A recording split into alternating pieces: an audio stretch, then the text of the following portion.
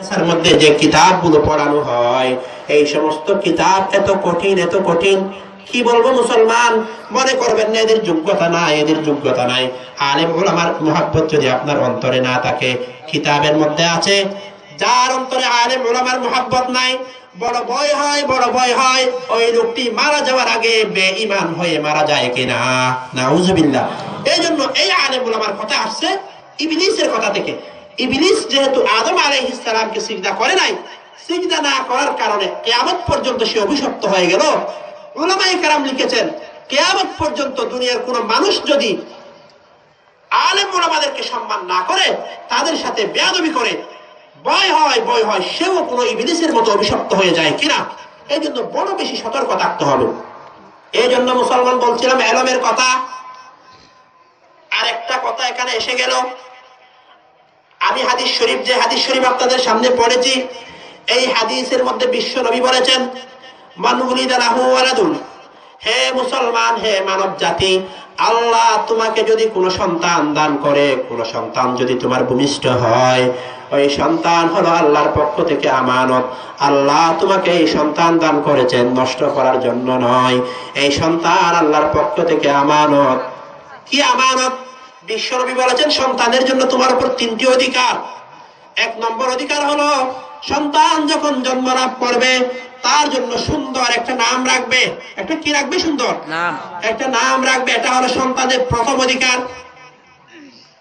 অর্থবোধক নাম রাখতে হবে, সুন্দর নাম রাখতে হবে। এখন আমাদের দেশের কালচার হয়ে গেল, আমাদের দেশের সংস্কৃতি হয়ে গেল, ইসলামী নাম আর রাখে না।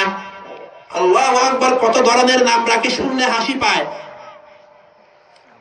সাগর, কত ধরনের নাম, যে ধরনের নামের কোনো অর্থ নাই। কোন মুসলমানের নাম এরকম হতে পারে না। বেবি ট্যাক্সি ওয়াগাইরা, আরো বিভিন্ন ধরনের নাম আপনারা দেখলেই দেখতে পাবেন। এগুলো মুসলমানের কাজ হতে পারে না। মুসলমানের সন্তান যদি হয়ে থাকেন, আপনি আপনার অন্তরে যদি ঈমান থাকে, আপনার জন্য প্রথম দায়িত্ব হলো আপনার সন্তানের জন্য একটা সুন্দর নাম রাখবেন। কত সুন্দর সুন্দর নাম কিতাবের মধ্যে আছে। আব্দুল্লাহ, আব্দুর রহমান, মুহাম্মদ, ইসমাইল, ইব্রাহিম, ইসহাক, কত সুন্দর সুন্দর নাম আছে। আপনার যদি নাম রাখার মতো যোগ্যতা না থাকে, আপনি যদি আরবি না বুঝেন, অসুবিধা নাই, মাদ্রাসার হুজুরের কাছে যাবেন, ইমাম সাহেবের কাছে গিয়ে বলবেন, হুজুর আমার একটা সন্তান হলো, আমার সন্তানের জন্য একটা নাম দেন। এই কথা বলার মধ্যে কোনো লজ্জা নাই। এই হুজুররা আপনার নাম রাখার জন্য কোনো টাকা নিবে না, বই পাবেন না। এই জন্য মুসলমান আপনার সন্তানের জন্য এক নম্বর দায়িত্ব হলো সন্তানের জন্য একটা সুন্দর অর্থবোধক নাম রাখবেন। আর দ্বিতীয় নম্বরের দায়িত্ব হলো মুআদ্দিবুহু, তোমার সন্তানকে কোরআন শিক্ষা দাও। কি শিক্ষা দাও? তোমার সন্তানকে কোরআন শিক্ষা দাও, তোমার সন্তানকে শরীয়তের ইলম শিক্ষা দাও, তোমার সন্তানকে কোরআনের ইলম শিক্ষা দেওয়া, তোমার সন্তানকে হাদিসের ইলম শিক্ষা দেওয়া। এটা হলো মুসলিম পিতামাতার উপরে দ্বিতীয় নম্বরের দায়িত্ব। কোন পিতামাতা যদি এই দায়িত্ব পালন করে, সন্তানকে যদি কোরআন শিক্ষা দেয়, তার কি লাভ জানেন? আমি যদি আমার সন্তানকে কোরআন শিক্ষা দিই, আমি যদি আমার সন্তানকে হাফেজ বানাই, আমি যদি আমার সন্তানকে আলেম বানাই, আমি যদি আমার সন্তানকে নুরানিতে পাঠিয়ে শুদ্ধ করে কোরআন পড়তে পারে মতো করি, আমি যদি আমার সন্তানকে মক্তবে পাঠাই, এটার কি লাভ জানেন? বিশ্বনবী হাদিস শরীফের মধ্যে বলেছেন, মান ক্বারাআল কুরআনা ওয়া আমিলা বিমা ফীহি, যে আমার উম্মত কোরআন পড়বে, কোরআন পড়ার পরে কোরআন অনুযায়ী আমল করবে, কোরআনে যা হালাল করা হয়েছে সেগুলো মেনে চলবে, আর কোরআনে যেগুলো নিষেধ করা হয়েছে সেগুলো ছেড়ে দিবে, যে মুসলমান এই কাজ করবে, কোরআন পড়ে কোরআন মতো আমল করবে, সেটার পুরস্কার কি জানেন? বিশ্বনবী বলেছেন, মান ক্বারাআল কুরআনা ওয়া আমিলা বিমা ফীহি আলবাসাল্লাহু ওয়ালিদাইহি তাজা, কিয়ামতের কঠিন ময়দানে রব্বুল আলামিন ওই সন্তানের পিতামাতাকে এমন একটি উজ্জ্বল টুপি পরাবেন। কি পরাবেন? একটা আলবাসাল্লাহু ওয়ালিদাইহি তাজা যাওহু আহসানু মিন যাওইশ শামসি ফি বুয়ুতিদ দুনিয়া। দুনিয়ার জমিনে তোমাদের যে সূর্য আছে, যে সূর্যের কারণে পুরো দুনিয়া আলোকিত হয়ে যায়, যে সূর্যের কারণে আমরা রাতের অন্ধকার চলে যায়, এই সূর্যের যেরকম আলো আছে, পাওয়ার আছে, লাইট আছে, আল্লাহর কসম, যে সন্তানকে পিতামাতা কোরআন পড়াবে, সেই সন্তানের পিতা মাতাকে কিয়ামতের কঠিন ময়দানে আমার আল্লাহ দয়া করে মায়া করে সেই সন্তানের পিতার মাথার উপর এমন উজ্জ্বল দুটি টুপি পরিয়ে দেবেন, পিতার মাথার উপর একটা, মায়ের মাথার উপর একটা। যে টুপির আলো কিরকম হবে জানেন? দুনিয়ার মধ্যে তোমাদের যে সূর্য আছে এই সূর্যের আলোর চেয়ে কয়েক হাজার গুণ বেশি হবে। সুবহানাল্লাহ। ও মুসলমান, আপনি যদি আমার সন্তানকে, আপনার সন্তানকে কোরআনের হাফেজ বানান, আপনি যদি আমার সন্তানকে আলেম বানান, আপনার সন্তান যদি শুদ্ধ করে কোরআন পড়তে পারে, এটার পুরস্কার হলো কিয়ামতের কঠিন ময়দানে রব্বুল আলামিন আপনার মাথায় এমন একটি টুপি পরিয়ে দেবেন যে টুপির আলো হবে দুনিয়ার সূর্যের চাইতে বেশি। এখন চিন্তা করেন যে আমল করার কারণে তার পিতা মাতার এত সম্মান হয়, ফামা যান্নুকুম বিল্লাযী আমিলা বিহাযা, যে নিজে কোরআন অনুযায়ী আমল করলো, যে নিজের জীবনকে কোরআন অনুযায়ী গঠন করলো, তার সম্মান আল্লাহর দরবারে কত বেশি হতে পারে চিন্তা করে দেখো। বিশ্বনবী এটা বলেন নাই, শুধু বলে দিয়েছেন পিতা মাতার সম্মান, যে নিজে আমল করবে তার সম্মান এর চেয়ে কয়েক হাজার গুণ বেশি হয়ে যাবে। সুবহানাল্লাহ। এই জন্য যদি নিজের সন্তানকে কোরআন শিক্ষা দিতে পারি, দুনিয়াতেও লাভ। দুনিয়াতে কি লাভ? দুনিয়াতে লাভ আছে না নাকি নাই? আপনার কি একটু আরজু লাগে না আমি যখন মারা যাব, আমার লাশ যখন কবরে নিয়ে যাওয়া হবে, আমার জানাজাটা যেন আমার সন্তানে পড়ায়, আমার সন্তান যেন আমার জানাজার নামাজ পড়ায়, আমার সন্তান যদি আলেম হয়, আমার সন্তান যদি হাফেজ হয়, আমি মারা যাওয়ার পরে আমার জানাজার নামাজটাকে পড়াতে পারবে? বলেন, জানাজার নামাজ পড়ানো কি এত সহজ? অনেক সময় দেখেন না, এক বড় লোক মারা গেল, এমপি সাহেব মারা গেল, এমপি সাহেবের জানাজা পড়ানোর জন্য তার 5টা ছেলে আছে, কেউ কোরআনের আলেম নয়, কারো মধ্যে শরীয়তের ইলম নাই, সবাই শার্ট প্যান্ট পরিহিত। ওই পিতা যখন মারা যায় তখন সবাই বলে তোমরা জানাজা পড়িয়ে দাও, এরা বলে না না, জানাজা পড়ানোর মতো যোগ্যতা আমাদের নাই। মসজিদের মুয়াজ্জিন সাহেব কোথায়, মসজিদের ইমাম সাহেব কোথায়, সে জানাজার নামাজ পড়িয়ে দেবে। কত বড় আফসোসের কথা, পুরো দুনিয়ার মধ্যে আপনার টাকা পয়সা, আপনার হুকুমত, কিন্তু বড় আফসোসের কথা, আপনি যখন সর্বশেষ দুনিয়া থেকে চলে যাচ্ছেন তখন আপনার সামনে আপনার সন্তান দাঁড়ানোর মতো যোগ্যতা নাই।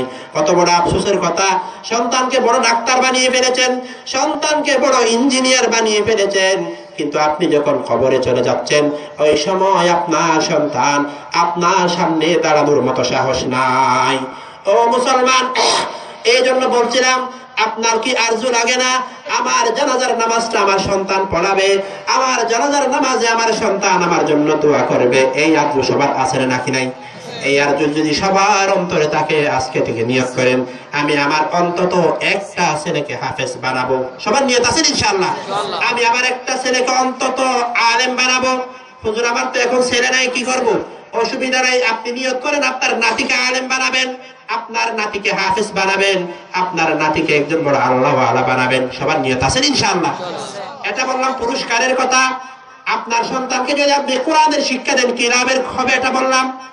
এর উল্টাটাই আসেন, আপনি যদি আপনার সন্তানকে কোরআনের শিক্ষা না দেন, আপনি যদি আপনার সন্তানকে বড় ডাক্তার বানিয়ে ফেলেছেন, কিন্তু সে কোরআন পড়তে জানে না, নামাজ কি জিনিস সে জানে না, কোনদিন সে পশ্চিম দিকে আল্লাহকে একটাও সিজদা করে নাই, এরকম সন্তান যদি হয়, আপনি বড় আল্লাহওয়ালা, আপনি বড় মুত্তাকি পরহেজগার, কিন্তু আপনার সন্তানের নামাজের সাথে কোনো খবর নাই, কোরআনের সাথে কোনো খবর নাই, সে নামাজ তো পড়েই না, যারা নামাজ পড়ে তাদেরকে ঠাট্টা করে, এই ধরনের সন্তান আছে নাকি নাই? আছে। কিয়ামতের কঠিন ময়দান যখন কায়েম হয়ে যাবে, রব্বুল আলামিন যখন বিচারকের আসনে বসবেন, বিশ্বনবী হযরত মুহাম্মদ মুস্তাফা সাল্লাল্লাহু আলাইহি ওয়াসাল্লাম যখন প্রধান আইনজীবীর আসনে বসবেন, पहाड़ी पहाड़ जाएंगी जमी पर जलजला होगा, मुहम्मद तख्त पर होगा, अदालत पर खुदा होगा, फिक्र दुनिया करके देखा, फिक्र उक़बा करके देख, फिक्र दुनिया करके देखा, फिक्र उक़बा करके देख, छोड़ कर अब फिक्र सारे, फिक्र मौला करके देख। कौन किसके काम आया कौन किसका है बना सबको अपना करके देखा रब को अपना करके देख কিয়ামতের কঠিন ময়দান যখন কায়েম হয়ে যাবে রব্বুল আলামিন যখন বিচার শুরু করবেন আপনি তো দুনিয়াতে বড় নেককার ছিলেন বড় পরহেজগার ছিলেন আপনার জন্য জান্নাতের ফয়সালা হয়ে গেল আপনি জান্নাতের দিকে যাওয়া শুরু করলেন হঠাৎ করে পিছন দিক দিয়ে ডাক দেয় ডাক শোনা যায় ইয়া আব্দি কিফ আল্লাহর পক্ষ থেকে ডাক আসে হে বান্দা দাঁড়া দাঁড়া দাঁড়া আপনি বলবেন ইয়া আল্লাহ আপনি আমার জন্য জান্নাতের ফয়সালা করে দিয়েছেন আবার কেন দাঁড়াতে বললেন আল্লাহ বলেন বান্দা এদিকে আয় তোর আরো বিচার আছে আপনি বলবেন কিসের বিচার ইয়া আল্লাহ আল্লাহ বলবেন বান্দারে তোর জন্য তো জান্নাতের ফয়সালা হয়েছিল কিন্তু এখন দেখা যায় তোর সন্তান তোর কলিজার টুকরার সন্তান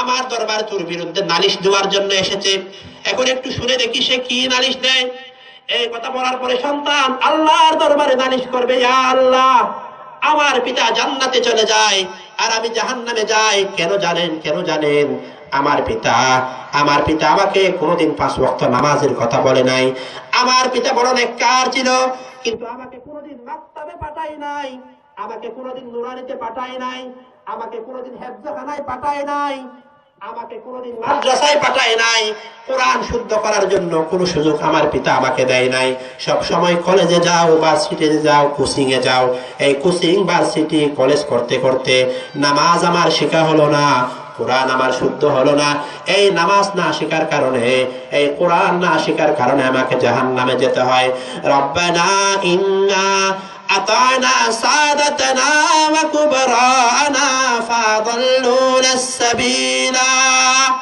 ইয়া আল্লাহ আজকের এই কঠিন ময়দানে আমাকে জাহান্নামে যেতে হয় আমার পিতার কারণে আমার পিতা যদি চাইতো আমাকে তো মাকতাবেও পাঠাতে পারতো আমার পিতা যদি চাইতো আমাকে তো মাদ্রাসায় পাঠাতে পারতো না না না আমার পিতা আমাকে মাদ্রাসায় কোরআন শেখার জন্য পাঠায় নাই আল্লাহর রাস্তায় তাবলীগে বের হওয়ার জন্য আমার পিতা আমাকে কোনোদিন বলে নাই যা আমার সন্তান স্কুলে পড়েছিস কোরআন শিখতে পারিস নাই কোরআন শেখার জন্য একটা সহজ রাস্তা আছে কয়েকদিনের জন্য 1 সিল্লার জন্য বের হয়ে যা 3 সিল্লার জন্য বের হয়ে কোরআনটা শুদ্ধ করে আয় নামাজটা শুদ্ধ করে আয় মওলা রে আমার পিতা বড় নেককার ছিল কিন্তু আমাকে কোনোদিন নামাজের কথাও বলে নাই রোজার কথাও বলে নাই কোরআনের কথাও বলে নাই মওলা রে আমি তো জাহান্নামে যাব অসুবিধা নাই কিন্তু যে পিতার কারণে আমাকে জাহান্নামে যেতে হয় যে পিতার কারণে আমাকে জান্নাত ছেড়ে জাহান্নামে যেতে হয় আপনার দরবারে বিচার দিয়ে দিলাম আপনি আমার আগে আমার পিতাকে জাহান্নামে দিয়ে দিন নাউজুবিল্লাহ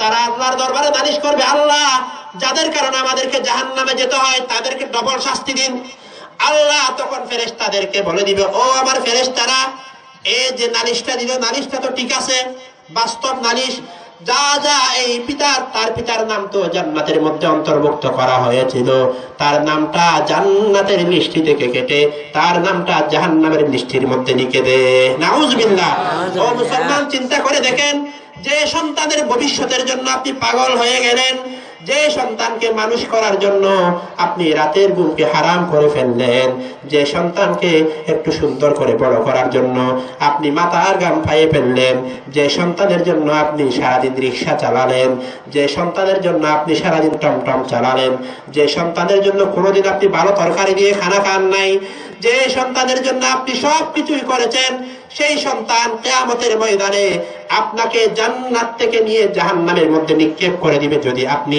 আপনার সন্তানকে কোরআনের শিক্ষা না দেন আপনার সন্তানকে যদি শরীয়তের এলম শিক্ষা না দেন সেই সন্তান কিয়ামতের ময়দানে আপনার জন্য লানতের কারণ হয়ে যাবে নাউজুবিল্লাহ এই জন্য মুসলমান বড় সতর্ক হতে হবে অনেক বেশি সচেতন হতে হবে আমার কোনো আমলের কারণে যেন আমার সন্তান নষ্ট হয়ে না যায় আমার সন্তান যেন খারাপ হয়ে না যায় বড় সতর্ক থাকতে হবে বড় ফিতনার যুগ বড় ফাসাদের যুগ এখন ইন্টারনেটের জমানা মানুষ কত দিক দিয়ে নষ্ট হয়ে যায় তার কোনো হিসাব নাই ও মুসলমানদের সতর্ক থাকতে হবে আমার সন্তান যেন নষ্ট হয়ে না যায় আমার সন্তান যেন কোরআনের হাফেজ হতে পারে এখন আপনি বলবেন হুজুর এখন কি আমার সব ছেলেকে মাদ্রাসায় পাঠিয়ে দেব নাকি সবাই যদি আলেম হয়ে যায় দুনিয়ার সমস্ত মুসলমান যদি আলেম হয়ে যায় মুসলমানের মধ্যে ডাক্তার কোথায় পাওয়া যাবে মুসলমানের মধ্যে ইঞ্জিনিয়ার কোথায় পাওয়া যাবে? মুসলমানের মধ্যে সাংবাদিক কোথায় পাওয়া যাবে? সবাই যদি আলেম হয়ে যায়, মুসলমান ডাক্তার কোথায় হবে, ইঞ্জিনিয়ার কোথায় হবে? এই প্রশ্নের উত্তর আমি বলে যাই। আমি বলছি না, আমি এই কথা বলি না সবাই আলেম হতে হবে, না না, সবাইকে আলেম হওয়ার দরকার নাই, হাফেজ হওয়ার দরকার নাই, 100 জনে 100 জন মুফতি হওয়ার দরকার নাই। কিন্তু মুসলমান স্মরণ রাখবেন, আলেম হওয়া দরকার না হলেও 1 নম্বরে আপনাকে মুসলমান হতে হবে। কি হতে হবে? আলেম না হলেও চলবে, কিন্তু মুসলমান হতেই হবে। কি হতে হবে? অবশ্যই ইয়া আইয়ুহাল্লাযীনা আমানুত্তাকুল্লাহা হাক্কা তুকাতিহি ওয়া লা তামুতুন্না ইল্লা ওয়া আনতুম মুসলিমুন। হে মানব জাতি, কবরে আসার আগে ঈমান নিয়ে কবরে আসবি।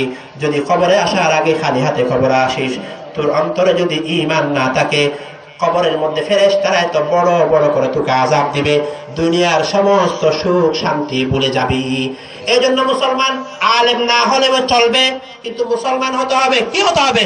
স্মরণ রাখবেন, আপনি যখন আল্লাহর জমিনে প্রথম দুনিয়াতে এসেছিলেন, যেদিন আপনার সন্তান আপনার মায়ের গর্ভ থেকে আপনি দুনিয়াতে এসেছিলেন, আপনার কানের মধ্যে কোনো জয় বাংলার স্লোগান দেওয়া হয় নাই, আপনার কানে কোনো জয় বঙ্গবন্ধুর স্লোগান দেওয়া হয় নাই, আপনার কানে তাদের শীষের স্লোগানও দেওয়া হয় নাই।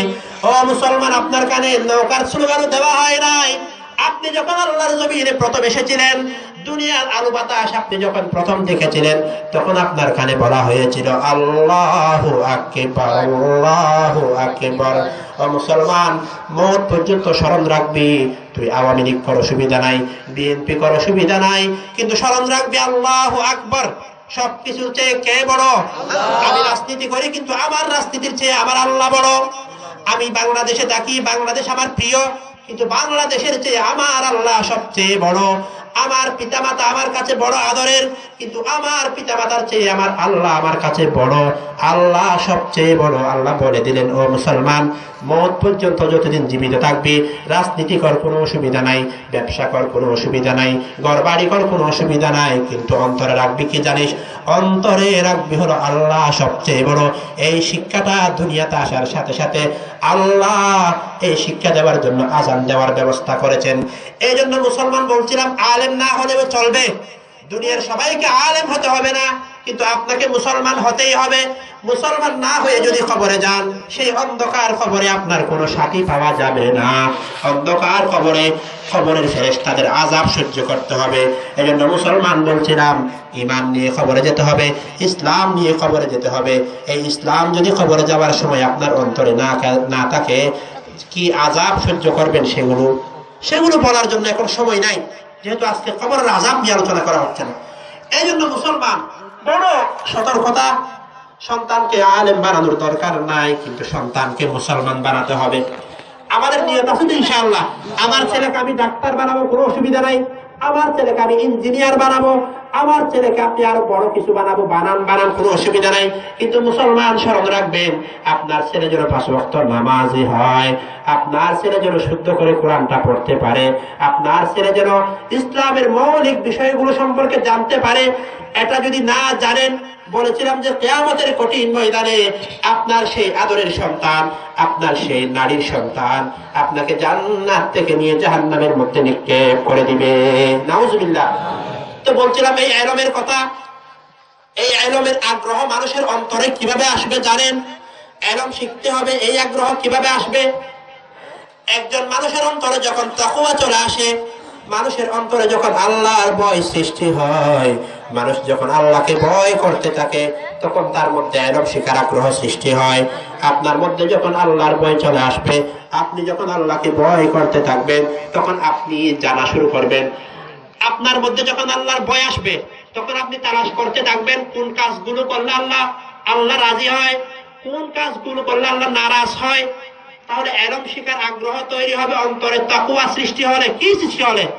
তাকওয়া যদি অন্তরে সৃষ্টি হয়ে যায় বান্দা, তখন তুমি পাগল হয়ে যাবা। আল্লাহ কোন কাজ করলে রাজি হয়ে যায়, কোন কাজ করলে আল্লাহ নারাজ হয়ে যায়, এগুলো জানার জন্য পাগল হয়ে যাবা। এই জন্য মানুষের অন্তরে ইলম শিখার আগ্রহ আসবে যদি তোমার অন্তরে তাকওয়া সৃষ্টি হয়। এই তাকওয়া জিনিসটা কি? তাকওয়া হলো আল্লাহর ভয়। তাকওয়া হলো কি? আল্লাহর ভয়। আল্লাহর ভয় যখন মানুষের অন্তরে চলে আসে, ওই মানুষ হয়ে যায় আশ্চর্য ধরনের মানুষ। ওই মানুষ চুরি করতে পারে না, ওই মানুষ ডাকাতি করতে পারে না, ওই মানুষ কারো হক নষ্ট করতে পারে না, ওই মানুষ কাউকে কষ্ট দিতে পারে না, ওই মানুষ প্রতিবেশীর অধিকার নষ্ট করতে পারে না। মোট কথা হলো আল্লাহ বলে দিয়েছেন কোরআনের 258 জায়গার মধ্যে তাকওয়ার কথা বলেছেন। এই তাকওয়া হলো ইসলাম ধর্মের মূল। যার অন্তরে তাকওয়া চলে আসবে সেই হলো পরিপূর্ণ ঈমানদার। মানুষের অন্তরে যখন তাকওয়া চলে আসে সে আর চুরি করতে পারে না, বড় মুত্তাকি হয়ে যায়। একটা ঘটনা বলি, বেশি দিন আগের ঘটনা নয়। আমাদের এক বড় বুজুর্গ ছিলেন হাকিমুল উম্মাত আল্লামা আশরাফ আলী থানভী রাহমাতুল্লাহি আলাইহি। কি নাম বললাম? আল্লাহর বড় বুজুর্গ ছিলেন, কয়েক হাজার কিতাব লিখেছেন। আমরা যে বেহেশতি জেবর পড়ি, একটা কিতাব আছে আমাদের বাড়িতে, বেহেশতি জেবর। মানুষের জন্ম থেকে মৃত্যু পর্যন্ত, যেদিন আপনি মায়ের গর্ভ থেকে দুনিয়াতে আসলেন, কবরে যেদিন যাবেন, এই দুই অবস্থার মাঝখানে যত অবস্থা হতে পারে, দুনিয়াতে আপনার যত প্রয়োজন হতে পারে, সমস্ত প্রয়োজনের সমাধান বেহেশতি জেবরে আছে। এই বেহেশতি জেবরের লেখক হলো আল্লামা আশরাফ আলী থানভী রাহমাতুল্লাহি আলাইহি। উনার একটা ঘটনা কিতাবের মধ্যে আছে, খুব মনোযোগ সহকারে শুনবেন ও যুবক যুবক ভাইয়েরা, পর্দার আড়ালের মা ও বোনেরা, তাকওয়া কি জিনিস শুনেন শুনেন। একবার আশরাফ আলী থানভী রাহমাতুল্লাহি আলাইহি হিন্দুস্তানের মানুষ, ভারতের মানুষ, দিল্লি থেকে সাহারানপুর যাবেন। ইন্ডিয়াতে রেলের ব্যবস্থা বেশি, আমাদের দেশে বাস বেশি, ইন্ডিয়াতে রেল বেশি। ওই দেশে যাতায়াতের সহজ ব্যবস্থা হলো রেল। আশরাফ আলী থানভী রাহমাতুল্লাহি আলাইহি দিল্লি থেকে সাহারানপুর যাবেন, তার সাথে কিছু মাল সামানা আছে। আমাদের মাল সামানা থাকে না সফরের সময়, অনেক বেশি মাল সামানা। গাড়ির মধ্যে যখন আপনি উঠবেন তখন দেখবেন একটা গাড়িতে একজন যাত্রীর জন্য 10 কেজি মাল ফ্রিতে তারা নিয়ে যাবে। বিভিন্ন পদ্ধতি আছে, 10 কেজির চেয়ে যদি বেশি হয়ে যায় এটার জন্য ভাড়া দিতে হয়। আশরাফ আলী থানভী রাহমাতুল্লাহি আলাইহির সাথে বেশি মাল সামানা ছিল। উনি যখন রেলের মধ্যে টিকিট করতে গেলেন, রেলের যে টিকিট ম্যানেজার, যে টিকিট বিক্রি করে, সে হলো আশরাফ আলী থানভী রাহমাতুল্লাহি আলাইহির মুরিদ, আশরাফ আলী থানভী রাহমাতুল্লাহি আলাইহির ভক্ত, ওনার মুরিদ। হুজুর যখন বললেন আমাকে একটা টিকিট দাও, ওনাকে একটা টিকিট দেওয়া হলো। টিকিট দেওয়ার পর উনি বলে আমার কিছু মাল সামানা আছে, এই মাল সামানার মধ্যে কত টাকা আসে, এগুলোর জন্য একটা টিকিট দাও। ওই টিকিট ম্যানেজার বলে না হুজুর, আপনাকে আমি চিনি, আপনি আমার পরিচিত, আপনি বড় আল্লাহর ওলি, আপনার এই মাল সামানার টিকিট নেওয়ার দরকার হবে না।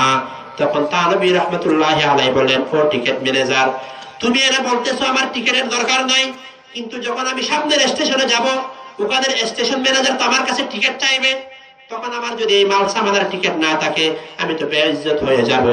তখন ওই টিকিট ম্যানেজার বলে না না হুজুর, অসুবিধা হবে না, আমি যেখানে নেমে যাব ওইখানে যে তার পরবর্তী যে ম্যানেজার আসবে তাকে বলে দেব আপনি আমার পরিচিত লোক, আপনার কাছে যেন টিকিট না চায়। হুজুর বললেন তারপর আমি তারও সামনে যাব। তখন ওই ম্যানেজার বলে দিল হুজুর আমি তারপরেরটাকেও বলে দেব। এরপর কি হবে, তখন আমি তারপরেরটাকেও বলে দেব। এরপর যখন সাহারানপুর চলে আসবে তখন আপনি নেমে যাবেন, অসুবিধা হবে না, কারণ আপনি তো দিল্লি থেকে সাহারানপুর যাবেন। ধরেন আপনি তো কক্সবাজার থেকে ঢাকা যাবেন, তো কক্সবাজার থেকে আপনি যখন উঠবেন আমি চট্টগ্রাম নেমে যাব। নেমে যাওয়ার সময় চট্টগ্রামের ম্যানেজারকে বলে দেব এটা আমার পরিচিত লোক, চট্টগ্রামের ম্যানেজার কুমিল্লার ম্যানেজারকে বলে দিবে এটা আমার পরিচিত লোক। এরকম করতে করতে আপনি ঢাকায় গেলে নেমে যাবেন, তখন আর অসুবিধা হবে না। আশরাফ আলী থানভী রাহমাতুল্লাহি আলাইহি বলেন, খুব মনোযোগ সহকারে শুনবেন, ও টিকিট ম্যানেজার আমাকে তো আরো সামনে যেতে হবে। ম্যানেজার বলে কি বলেন হুজুর, আপনি না এখন বললেন আপনি সাহারানপুর নেমে যাবেন, ঢাকাতে নামা যাবেন, ঢাকাতে নেমে যাবেন, অসুবিধা কি? হযরত থানভী রাহমাতুল্লাহি আলাইহি বলে না না না, আমাকে তো সাহারানপুরের চেয়ে আরো দূরে যেতে হবে। ম্যানেজার বলে হুজুর কোথায় যাবেন? বলে ওরে ম্যানেজার, আমি তো শুধু সাহারানপুর যাব না, আমাকে তো একদিন মরতে হবে, আল্লাহর সামনে কবরে হাজির হতে হবে, আমাকে তো কবরে যেতে হবে। তুই না হয় ম্যানেজারকে বলে দিবি এটা আমার লোক, কিন্তু কবরে গিয়ে কে বলবে? ফেরেশতারা যদি জিজ্ঞেস করে, ও আশরাফ আলী, তুই যে রেলের মধ্যে টিকিট নিয়ে টিকিট ছাড়া সফর করেছিলি, তোর মাল সামানাগুলো যে টিকিট ছাড়া তুলেছিলি, এই মাল সামানার ভাড়া কে দিবে? কবরের মধ্যে যদি ফেরেশতারা জিজ্ঞেস করে এটার উত্তর কে দিবে? আমাকে আরো সামনে যেতে হবে, হাসরের ময়দানে আল্লাহর সামনে উপস্থিত হতে হবে। আল্লাহ যদি কিয়ামতের সেই কঠিন ময়দানে কোটি কোটি মানুষের সামনে জিজ্ঞেস করে, ও আশরাফ আলী রে, রেলের সফর করেছিলি, ওই যে মাল সামানা ছিল সেই মাল সামানার টিকিট ছাড়া কেন সফর করেছিলি? আমাকে এর আরো সামনে যেতে হবে, ফুলসিরাতের সেই কঠিন ব্রিজটা পার হতে হবে। সেই ব্রিজের মধ্যে যদি আটকে যায়, ও টিকিট ম্যানেজার, তুই কি তখন আমাকে বাঁচাতে পারবি নাকি? ও মুসলমান, তাদের অন্তরে ছিল আল্লাহর ভয়, তাদের অন্তরে ছিল আল্লাহর ভয়। এই আল্লাহর ভয় থাকার কারণে তারা কোনো খারাপ কাজ করতে পারতো না। বড় আফসোসের সাথে বলতে হয়, আমার অন্তরে আল্লাহর ভয় নাই, আপনার অন্তরে আল্লাহর ভয় নাই। একজন ভিক্ষুকের একটা আশ্চর্য ঘটনা আছে। ভিক্ষুক, ফকির, এই রাস্তাঘাটে ফকির আছে না, চেনেন না ফকির? কিতাবের মধ্যে আছে, এক ফকিরের অন্তরে আল্লাহর ভয় যতটুকু ছিল, একজন ভিক্ষুকের অন্তরে আল্লাহর মুহাব্বত, আল্লাহর ভয় যতটুকু ছিল, দুনিয়ার সমস্ত মানুষের মধ্যে যদি আল্লাহর সেরকম ভয় চলে আসতো, এই দুনিয়াটা জান্নাতে পরিণত হয়ে যেত। সুবহানাল্লাহ। একজন ভিক্ষুকের অন্তরে আল্লাহর মুহাব্বত কেমন ছিল দেখেন। हर के दारत खौफ हक दर दिल मदाम, हर के दारत खौफ हक दर दिल मदाम, जन्नतुल मावाद हद ओरा मकाम, जन्नतुल मावाद हद ओरा मकाम।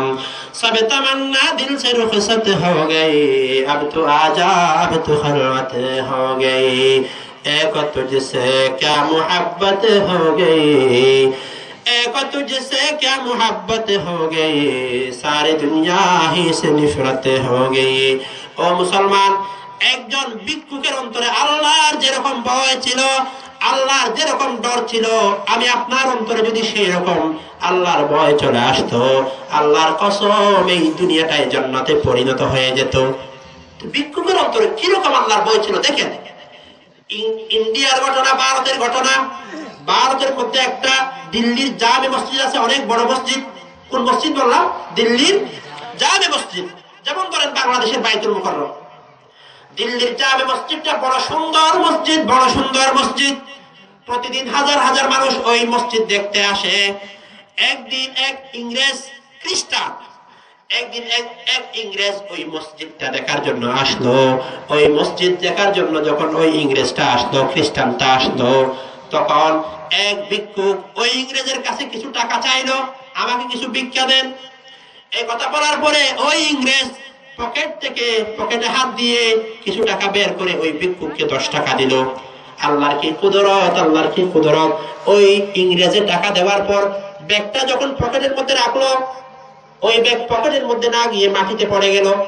মাটিতে যখন পড়ে গেল, এটা ওই ইংরেজের কোনো খবর নাই, সে তো চলে গেল। সে চলে যাওয়ার পরে বাড়িতে গিয়ে বলে নিজের স্ত্রীকে, আহারে দিল্লির জামে মসজিদ অনেক সুন্দর, দিল্লির জামে মসজিদ বড় সুন্দর, বড় সুন্দর। ইংরেজের স্ত্রী যখন এই কথা শুনলো, দিল্লির জামে মসজিদ অনেক সুন্দর, ওই ইংরেজের স্ত্রী বলল, আমিও যাব আগামী সপ্তাহে, আমাকে নিয়ে যেতে হবে। ইংরেজ বলল, ওই ইংরেজ লোকটা বলল, ঠিক আছে ঠিক আছে, আগামী শুক্রবার তোমাকেও নিয়ে যাব। হঠাৎ করে ওই ইংরেজ পিছনে হাত দিয়ে দেখে তার ব্যাগ নাই। ওই ব্যাগের মধ্যে $10,000 ছিল। কত ডলার? $10,000। এবং তার পাসপোর্ট ছিল। সে চিন্তা করতে লাগলো, আহারে $10,000 নষ্ট হয়ে গেল, পাসপোর্টটাও গেল, এখন তো আর টাকাও পাবো না, পাসপোর্টও পাবো না। যাক, 1 সপ্তাহ পরে আবার ওই ইংরেজ নিজের স্ত্রীকে নিয়ে দিল্লির জামে মসজিদ দেখতে গেল। যখন দিল্লির জামে মসজিদ দেখতে গেল, তখন হঠাৎ করে দেখতে পায় একজন লোক তাকে দেখে দূর থেকে দৌড়ে আসে তার দিকে। ওই ইংরেজ ওই লোকটার দিকে তাকিয়ে মনে করে, একে যেন কোথায় কোথায় যেন দেখেছি। তারপরে আসে না কোথায় দেখেছি। হঠাৎ করে ওই লোকটা যখন কাছে আসলো, দেখা গেল এটা ওই ভিক্ষুক, যে ভিক্ষুককে গত 1 সপ্তাহ আগে 10টা টাকা দিয়েছিল। ওই ভিক্ষুকটা আবার আসছে। ওই ইংরেজে মনে করছে হয়তো টাকা ভিক্ষা করার জন্য আসছে। কিন্তু ওই ভিক্ষুক কাছে আসার পরে ওই ইংরেজ জিজ্ঞেস করে, কি ভাই টাকা ভিক্ষা চাইবে নাকি? ওই ভিক্ষুক বলে, না না না, আমি টাকা ভিক্ষা নেওয়ার জন্য আসি নাই, আমি এসেছি একটা কাজের জন্য। গত শুক্রবার যখন আপনি এই দিল্লির জামে মসজিদ দেখতে এসেছিলেন, ওই দিল্লির জামে মসজিদ দেখে চলে যাওয়ার সময় আপনার ব্যাগটা মাটিতে পড়ে গিয়েছিল, আমি দেখতে পেয়েছি ব্যাগটা মাটিতে পড়ে গেছে, ওই ব্যাগটা আপনাকে দেওয়ার জন্য চলে এসেছি। সুবহানাল্লাহ। ওই ইংরেজ বলে, কি তুমি না ভিক্ষুক, তুমি না ফকির, এত দামি টাকা, এত কোটি কোটি টাকা পাওয়ার পরেও তুমি এই টাকা কেন আমাকে ফেরত দিতে আসলা?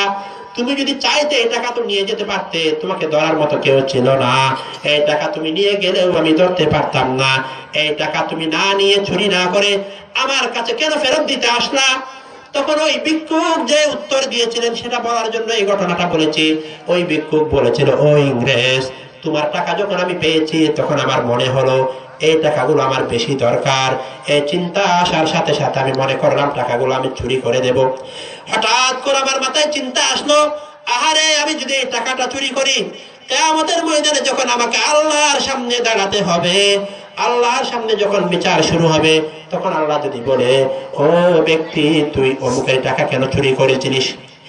আমি চুরি করার কারণে আল্লাহ যদি আমার নবী মুহাম্মদুর রাসূলুল্লাহ সাল্লাল্লাহু আলাইহি ওয়াসাল্লামকে বলে, হে মুহাম্মদ, তোমার এক উম্মত খ্রিস্টানরা হলো ঈসা আলাইহিস সালামের উম্মত। কার উম্মত?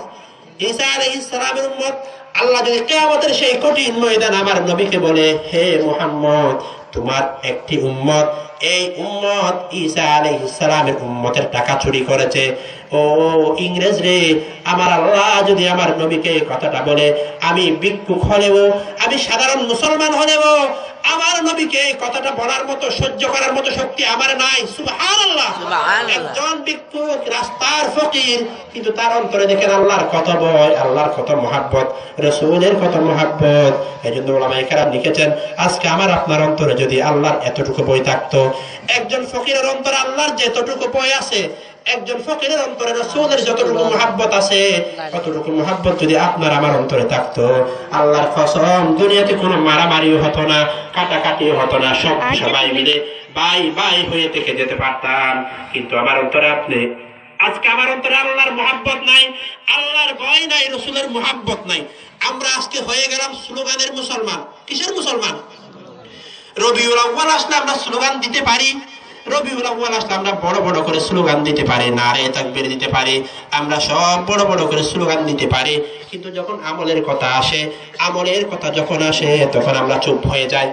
এখন আমি যদি জিজ্ঞেস করি, বলেন তো দেখি, কোরআনের জন্য যদি কাউকে ফাঁসির মঞ্চে যেতে হয়, কোরআনের পক্ষে বলার কারণে যদি আপনাকে ফাঁসির মঞ্চে যেতে হয়, আমি কোরআনের পক্ষে বললাম, কোরআনের পক্ষে বলার কারণে যদি আমাকে হযরত হুবাইবের মতো ফাঁসির মঞ্চে যেতে হয়, এই ফাঁসির মঞ্চে যাওয়ার জন্য কারা কারা প্রস্তুত আছেন যদি বলি?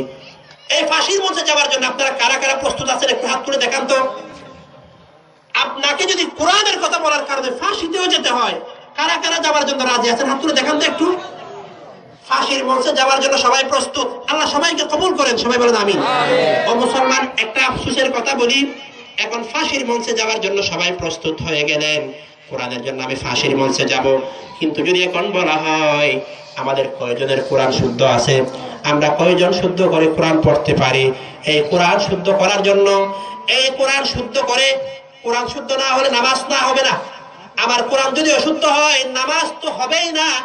ওই নামাজ বলে আসমানের কাছ থেকে ফেরেশতারা ওই নামাজ নিয়ে ওই নামাজের মুখের উপর মেরে দেয়, নাউজুবিল্লাহ।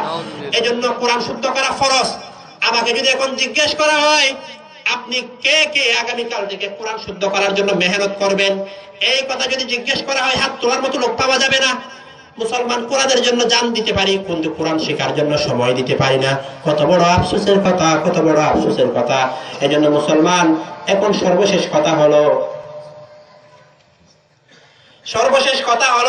কোরআনের জন্য যেমন জান দেওয়ার জন্য প্রস্তুত থাকতে হবে, সাথে সাথে কোরআন শেখার জন্য নিয়ত থাকতে হবে। কি থাকতে হবে? আপনার কোরআন শেখার জন্য নিয়ত থাকতে হবে। কোরআনের জন্য জান দিতে পারবো, কিন্তু কোরআন শেখার জন্য সময় দিতে পারবো না। এটা কত বড় আফসোসের কথা। এই জন্য কোরআনের জন্য জানও দিতে হবে, কোরআন শেখার জন্য সময়ও দিতে হবে। আমরা সবাই কোরআন শেখার জন্য সময় দিতে প্রস্তুত আছি সবাই ইনশাআল্লাহ। আল্লাহ আমাদের সবাইকে কোরআন শেখার জন্য তৌফিক দান করেন, সবাই বলেন আমিন।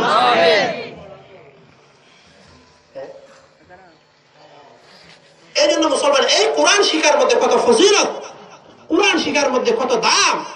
একটা হাদিস শরীফ আপনাদেরকে শোনাই। যখন কিয়ামতের ময়দান কায়েম হয়ে যাবে, রব্বুল আলামিন যখন বিচার শুরু করবেন, সবার বিচার এখনো চলে। আল্লাহ একজনকে ডেকে বলবেন, এদিকে আয়। আল্লাহ ডেকে বলে, ইউকালু লিসাহিবিল কুরআন, যার অন্তরে কোরআন আছে, যে কোরআনের হাফেজ, ছোট ছোট বাচ্চারা দেখেন না কত কষ্ট করে কোরআন হেফজ করে, কত কষ্ট করে কোরআন হেফজ করে। 10 বছরের ছেলে কিন্তু কোরআন মুখস্থ, কত সুন্দর করে কোরআন তেলাওয়াত করতে পারে। কিয়ামতের সেই কঠিন ময়দানে আমার আল্লাহ ওই সমস্ত হাফেজদেরকে ডাকবেন, বলবেন ইকালু লিসাহিবিল কুরআন ইকরা, কোরআনের একটি আয়াত পড়ো, ওয়ারতাকি, কোরআনের আয়াত পড়ে তুমি এক সিঁড়ির উপর, এক তলার উপর উঠে যাও। আলহামদুলিল্লাহি রাব্বিল আলামিন, এই আয়াতটা পড়ার পরে এক তলার উপর উঠো, আরেক আয়াত পড়ার পরে আরেক তলার উপর উঠো। এখন বলেন তো, দুনিয়াতে যত উঁচা উঁচা বিল্ডিং আছে, সবচেয়ে উঁচু বিল্ডিং হলো ধরেন আমেরিকায় 110 তলার একটা বিল্ডিং আছে, মালয়েশিয়া না হয় 110 তলার একটা বিল্ডিং আছে, সর্বোচ্চ 110-20 তলা। দুনিয়ার সবচেয়ে উঁচু বিল্ডিং হলো 110 আর 20 তলা। কিন্তু কিয়ামতের কঠিন ময়দান যখন কায়েম হয়ে যাবে, আমার আল্লাহ হাফিজদেরকে বলবে হে হাফিজে কোরআন এদিকে আয়, এদিকে আয়, বাকিদের বিচার পরে হবে, আগে তোর বিচার করি। আমার কি বিচার?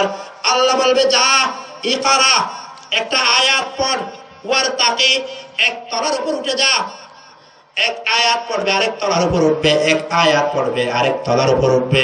হাদিসে আছে ইকরা ওয়ারতাকি ওয়ারাত্তিল কামা কুনতা তুরাত্তিলু ফিদ দুনিয়া ফাইন্না মানজিলাতাকা ইনদা আখিরি আয়াতিন তাকরাউহা।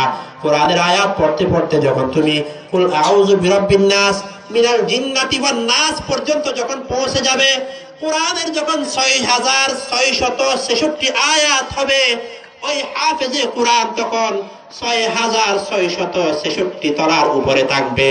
সুবহানাল্লাহ। এরকম হাফেজে কোরআন আমি যদি নাও হতে পারি, আমার সন্তানকে হাফেজে কোরআন বানাবো কিনা ইনশাআল্লাহ। আমার যদি সন্তান না থাকে, আমার কোন নাতিকে, আমার কোন পুতিকে হাফেজ বানানোর নিয়ত আছে কিনা ইনশাআল্লাহ। আল্লাহ আমাদের সবার অন্তরে কোরআনের মুহাব্বত দান করেন। এজন্য মুসলমান বলছিলাম তাকওয়ার কথা, আল্লাহকে ভয় করার কথা। আমাদের অনেক মা বোনেরা পর্দা ওয়াজ শুনতেছেন, তাদের উদ্দেশ্যে কয়েকটা কথা বলি। আজকে আমাদের মা বোনদের অন্তরে কত কষ্ট। মা বোনেরা বলে হুজুররা শুধু পুরুষদেরকে ওয়াজ করে, আমরা এখানে কত শীতের মধ্যে এসেছি, আমাদেরকে ওয়াজ করে না। ও মা বোনেরা মনে কষ্ট নিবেন না, ইসলাম ধর্মে পুরুষ আর মহিলার কোনো আলাদা আলাদা ওয়াজ নাই, সবার জন্য একই ওয়াজ। কোরআন পুরুষদের জন্য মহিলাদের জন্য একটা, পুরুষদের জন্য একটা আলাদা আলাদা নাকি একটা কোরআন? বিশ্বনবী পুরুষদের জন্য একটা, মহিলাদের জন্য একটা, এরকম নাকি একটাই বিশ্বনবী? এজন্য মুসলমান ইসলাম ধর্মে পুরুষ আর নারীর মধ্যে আমলের মধ্যে কোনো পার্থক্য নাই। পুরুষে আমল করলে যেমন সওয়াব, মহিলা আমল করলে তেমন সওয়াব। পুরুষে আমল করলে সওয়াব বেশি, মহিলা আমল করলে সওয়াব কম, এরকম না। বরং ইসলাম ধর্মে বলা হয়েছে মহিলার আমলের ফজিলত পুরুষের চেয়ে বেশি হবে। সুবহানাল্লাহ। কিতাবের মধ্যে আছে পুরুষদের যদি জিহাদের সওয়াব পেতে চায়, ময়দানে গিয়ে জিহাদ করতে হয়, তলোয়ার নিয়ে জিহাদ করতে হয়। কিন্তু কোন মহিলা যখন ঘর বাড়ি ঝাড়ু দেয়, ঘর পরিষ্কার করে, ঘর পরিষ্কার করার সময় যদি তার মুখে জিকির থাকে লা ইলাহা ইল্লাল্লাহ, লা ইলাহা ইল্লাল্লাহ, লা ইলাহা ইল্লাল্লাহ, লা ইলাহা ইল্লাল্লাহু মুহাম্মাদুর রাসূলুল্লাহ। আমার কোন মা বোন যদি ঘর পরিষ্কার করার সময় মুখের মধ্যে জিকির করে, ভাত রান্না করার সময় যদি মুখে যদি তার কালিমায়ে তয়্যিবার জিকির থাকে, সন্তানকে দুধ পান করানোর সময় যদি সে মুখে মুখে আল্লাহর জিকির করে, সন্তানকে যখন ঘুম পাড়ানো হয়, সন্তান যখন ঘুম না আসার কারণে কান্না করে, ওই সন্তানকে যখন কালিমায়ে তয়্যিবা পড়ে পড়ে, দরুদ শরীফ পড়ে পড়ে যখন সন্তানকে সান্ত্বনা দেয়, সন্তানকে যখন ঘুম পাড়ায়, ওই মহিলা ঘর ঝাড়ু দেওয়ার কারণে, ওই মহিলা ভাত রান্না করার কারণে, ওই মহিলা নিজের সন্তানকে দুধ পান করানোর কারণে আল্লাহ তাআলা ওই মহিলার আমলনামার মধ্যে জিহাদের সওয়াব দান করবেন। সুবহানাল্লাহ। আমাদের পুরুষদের কত কষ্ট, জিহাদের সওয়াব পেতে হলে ময়দানে গিয়ে জিহাদ করতে হবে, নিজের জান নিজের হাতে নিয়ে খেলা করতে হবে, কত কষ্ট করে জিহাদের সওয়াব অর্জন করতে হয়। কিন্তু আল্লাহ মহিলাদের জন্য কত সহজ করে দিয়েছেন। তারা যদি কাজ করার সময় আল্লাহর জিকির মুখের মধ্যে রাখে, সন্তানকে দুধ পান করানোর সময় যদি মুখে যদি আল্লাহর জিকির থাকে, ওই মহিলাকে আল্লাহ কত সহজভাবে এই জিহাদের সওয়াব দান করে দিবেন। সুবহানাল্লাহ। আগের যুগে মহিলাদের অন্তরে আল্লাহর কত ভয় ছিল জানেন? আমরা তো সবাই জানি ওনার নাম বিশ্ব নবীর যত বিবি ছিল, যত আমাদের আম্মা জান ছিল, তার মধ্যে বিশ্ব নবী সবচেয়ে বেশি মহব্বত করতেন আম্মা জান আয়েশা রাদিয়াল্লাহু তাআলা আনহাকে। আম্মা জান আয়েশা রাদিয়াল্লাহু তাআলা আনহাকে রাসূল সবচেয়ে বেশি মহব্বত করতেন। একবার আম্মা জান আয়েশা রাদিয়াল্লাহু তাআলা আনহা রাস্তা দিয়ে যাওয়ার সময় সামনে একটা গাছ, আম্মা জান আয়েশা রাদিয়াল্লাহু তাআলা আনহা ওই গাছের একটা ডাল ভেঙে নিয়ে, ডালটা হাতে নিয়ে বলে, ইয়া লাইতানি কুনতু মিসলা হাযিহি শাজারা, আফসোস আফসোস, আমি আয়েশা যদি মানুষ না হয়ে এই গাছের ডাল হতাম, এই গাছের ডাল পালা পাখি হতাম, আমি যদি এই গাছের ডাল হতাম কতই না ভালো হতো। কেন কেন আম্মা জান আপনি এই কথা কেন বললেন? তিনি বললেন, ওরে দুনিয়ার মুসলমান শুনে রাখ, আমার তো বড় ভয় হয়, বড় ভয় হয় কিয়ামতের ময়দানে আল্লাহর সামনে দাঁড়াতে হবে, আল্লাহর সামনে হিসাব দিতে হবে। এটা তো বড় ভয়ের কথা, বড় কষ্টের কথা। আমি যদি গাছপালা হতাম, আমি যদি পশু পাখি হতাম, আমাকে আল্লাহর সামনে দাঁড়ানোর প্রয়োজন হতো না। ও মুসলমান ও মা বোনেরা, চিন্তা করে দেখেন, যে আয়েশাকে রাসূল সবচেয়ে বেশি মহব্বত করতেন, সেই আয়েশা রাদিয়াল্লাহু তাআলা আনহা আল্লাহকে কত বেশি ভয় করে। আল্লাহর সামনে দাঁড়াতে হবে, এই ভয়ে তিনি সারা রাত কান্নাকাটি করে করে কাটিয়ে দিতেন। আরেকজন মহিলার কথা আমরা শুনেছি, ওই মহিলার নাম হলো রাবিয়া বসরি রাহমাতুল্লাহি আলাইহা। ওই মহিলা আমি এখন শেষ করে দিচ্ছি ইনশাআল্লাহ। রাবিয়া বসরি রাহমাতুল্লাহি আলাইহা এত বেশি আল্লাহর ভয়ে কান্নাকাটি করতেন, এত বেশি আল্লাহর ভয়ে কান্নাকাটি করতেন, চোখের পানিতে মাটি ভিজে যেত, মাটি ভিজে ওই মাটির মধ্যে গাছপালা উড়ে যেত। যাক, যে কথাগুলো বলা হলো, এই সমস্ত কথাগুলোর উপর আল্লাহ তাআলা আমাদেরকে আমল করার তৌফিক দান করেন। সবাই বলেন আমিন। ইনশাআল্লাহ অনেক কথা রয়ে গেল, সামনে যদি কোনো সময় সাক্ষাৎ হয় আরো দীর্ঘ আলোচনা করা হবে ইনশাআল্লাহ। আমাদের প্রধান বক্তা এখন উপস্থিত হয়েছেন। মোট কথা আসল কোনো ওয়াজ নয়, আসল কথা হলো যা আলোচনা করা হবে সেগুলো শুনে আমল করার নিয়তে শুনতে হবে। আল্লাহ তাআলা আমাদের সবাইকে আমল করার নিয়তে সব কথা শোনার তৌফিক দান করেন। সবাই বলেন আমিন। ওয়া আখিরু দাওয়ানা আলহামদুলিল্লাহি রাব্বিল আলামিন। আসসালামু আলাইকুম ওয়া রাহমাতুল্লাহি ওয়া বারাকাতুহু।